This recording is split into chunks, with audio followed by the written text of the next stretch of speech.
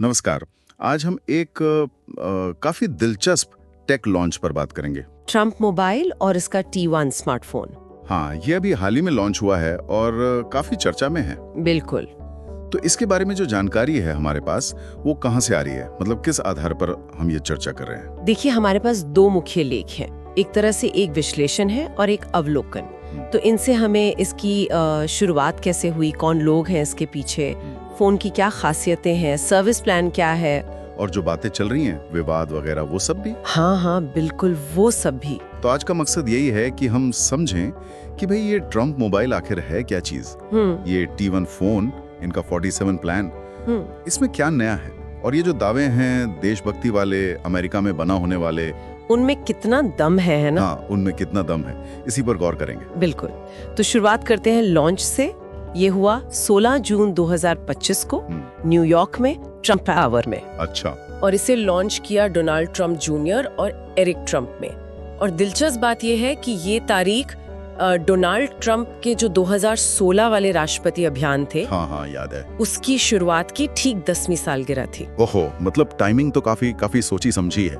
लेकिन एक सवाल, क्या ये सीधे ट्रम्प ऑर्गेनाइजेशन का ही वेंचर है? नहीं, यहीं पर मामला थोड़ा क्या कहते हैं घुमावदार है। असल में इसे चला रही है एक company T1 mobile LLC। T1 mobile LLC।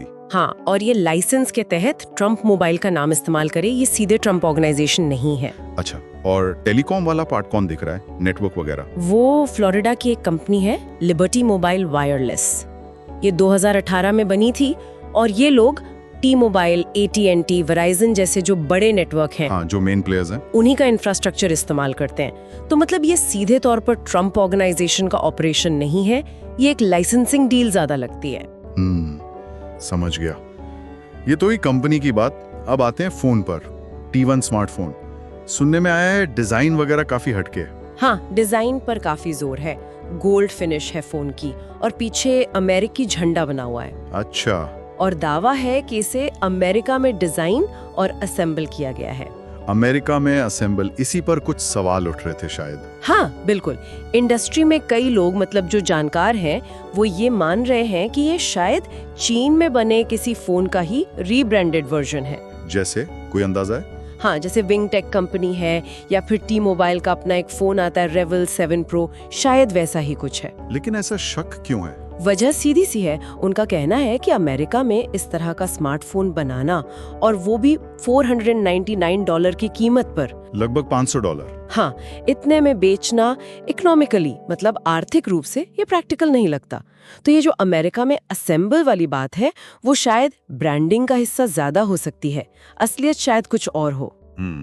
ये तो मतलब ब्रांडिंग पर बहुत ज्यादा फोकस लग रहा है। फोन के अंदर क्या है, फीचर्स वगैरह कैसे हैं? फीचर्स ठीक ठाक है आजकल के हिसाब से। स्क्रीन 6.8 इंच की एमोलेड है, रैम 12 GB दी है, स्टोरेज 256 GB है, कैमरा 50 मेगापिक्सल का है मेन वाला, और हाँ 5G तो है ये। लेटेस्ट एंड्रॉइड 15 पर चलेगा ये। प्री ऑर्डर ले रहे हैं अभी, और फोन शायद अगस्त या सितंबर तक लोगों को मिलने लगेगा। ठीक है, फोन तो हो गया। इसके साथ एक सर्विस प्लान भी है, वो 47 प्लान, उसका क्या हिसाब है? हाँ, वो 47 प्लान, नाम भी देखिए, $47.45। हर $47.45। ये 47 का आंकड़ा, हाँ, ये भी सिंबॉलिक है। ट्रम्प 45वें राष्ट्रपति थे और शायद 47th बनने की उम्मीद, तो उसी से जोड़ा गया इसे। अच्छा, तो लगभग $48 महीने का प्लान। मिलता क्या है इसमें? आजकल के हिसाब से ये महंगा नहीं है? महंगा तो है, अगर आप तुलना करें जैसे मिंट मोबाइल वगैरह है, हाँ, काफी सस्ते ऑप्शंस हैं, उनसे तो ये काफी महंगा है। पर इसमें वो दे रहे हैं अनलिमिटेड कॉल, टेक्स्ट, डेटा, साथ में कुछ एड ऑन्स भी हैं, जैसे टेली हेल्थ सर्विस है, रोड साइड असिस्टेंस है। अच्छा, ये भी शामिल है? हाँ, और 100 से ज्यादा देशों में फ्री कॉलिंग का वादा है, जिसमें अमेरिकी मिलिट्री बेस भी शामिल है, और 24/7 सपोर्ट, वो भी अमेरिका से ही। लेकिन हाँ, निचली बात यह है कि कीमत ज्यादा है। तो जाहिर है कीमत पर और वो मेड इन अमेरिका वाले दावे पर सवाल तो उठ ही रहे होंगे। और भी कोई चिंताएं इसे लेकर? बिल्कुल, मेड इन अमेरिका वाला दावा तो सबसे बड़ा मुद्दा है ही, कीमत की भी आलोचना हो रही है। एक और पहलू है, वो है नैतिक चिंताएं, मतलब हितों के टकराव की संभावना। किस तरह के हितों का टकराव? देखिए, राजनीति से जुड़े लोग जब टेलीकॉम जैसे रेगुलेटेड बिजनेस में आते हैं तो सवाल उठता है कि क्या राजनीतिक प्रभाव का इस्तेमाल हो सकता है? ये एक चिंता जताई जा रही है। इंडस्ट्री इसे कैसे ले रही है? मतलब बाकी टेक वर्ल्ड कैसे गंभीरता से लिया जा रहा है? कुछ हद तक हाँ। जैसे नथिंग फोन कंपनी के सह संस्थापक हैं कार्ल पेई, उनका जिक्र आया है।